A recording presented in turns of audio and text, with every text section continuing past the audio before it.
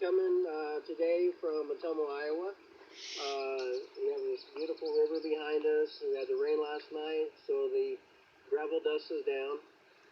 We're going to be talking today about Siderite, which is a iron ore that occurs in southern Iowa, where we're at. And we're going to explain a little bit of how that happens. At one point, this whole area, there's a mountain behind us that we're going to be showing here in a minute. This whole area was underwater, and it's part of a sandstone bluff. At one point, this whole area was flooded, and as the flooding started to evaporate, it piled up sand on top of each other.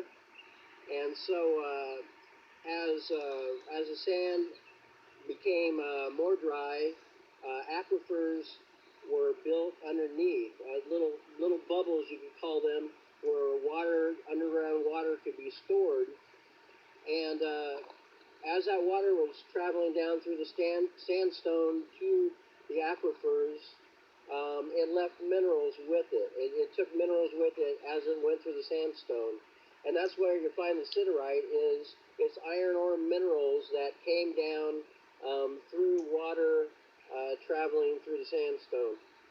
So that's kind of where we get the siderite from, and we'll pause here for a minute and go from there.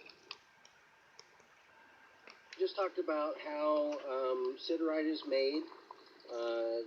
When water travels through sandstone, it leaves mineral deposits there. Then the chemicals kind of combine into hard little pellets called siderite. And at that point, it's just sitting there. It's going to be sitting there in the ground until a lower area is flooded again by new rains. And that's where we have the river starts as a small stream into a river.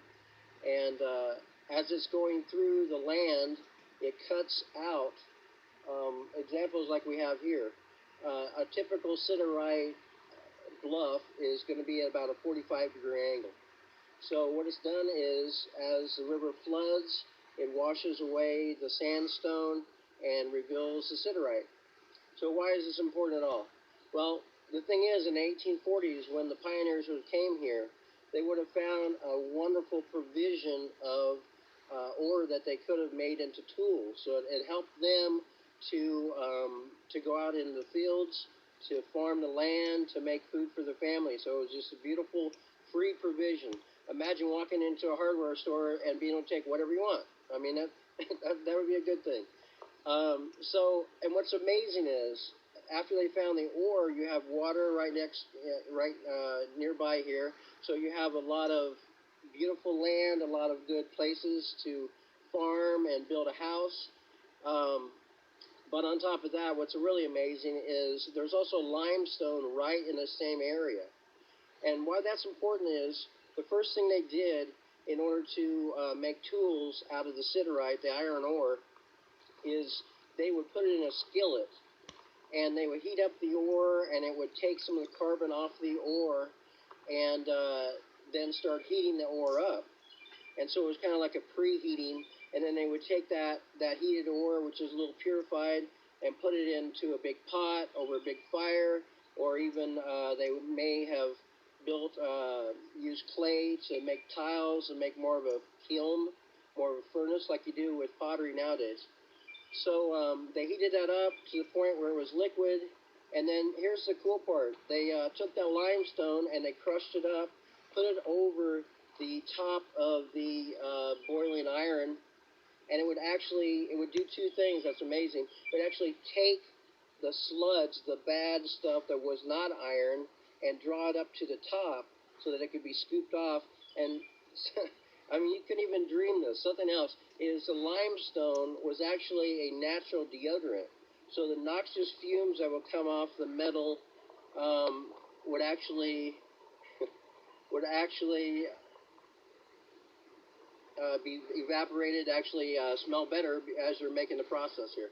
And then at that point, they would make the tools. And that's just an example of some of the fun things that happen while you're making a video.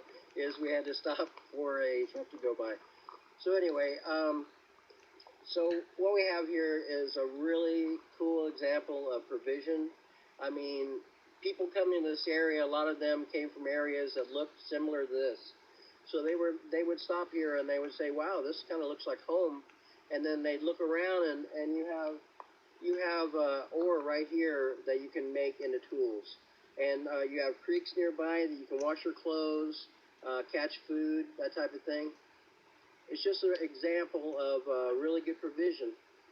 But the actual process that creates this is the proof or an example of a global flood. Global floods, sedimentary rock is found in almost in 80% of the rock that is covering the entire world is sedimentary rock. So it's just a really good example that we have right here in Iowa of the process that was globally, and what happened out of it. There was a benefit and provision to the people that came to this area in the 1800s.